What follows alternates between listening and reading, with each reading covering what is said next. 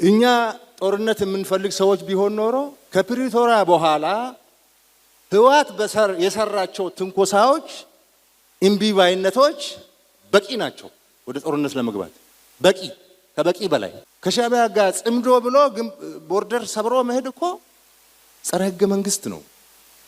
ተፈናቃይ አለቅም እነን ተሸክሞ ካልገባ ማለት እኮ ጸረ ህገ መንግስት ነው፣ ጸረ ፕሪቶሪያ ነው። ኃይል ማሰልጠን እኮ ጸረ ፕሪቶሪያ ነው።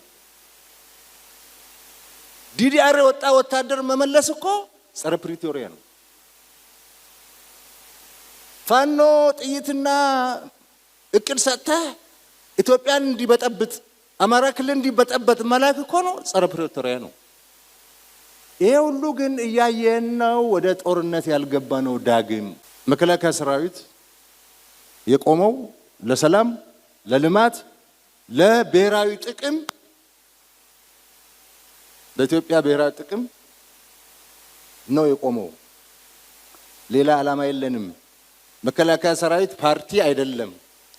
ተወዳድሮ ስልጣን አይዝም፣ በጉልበትም ስልጣን አይዝም።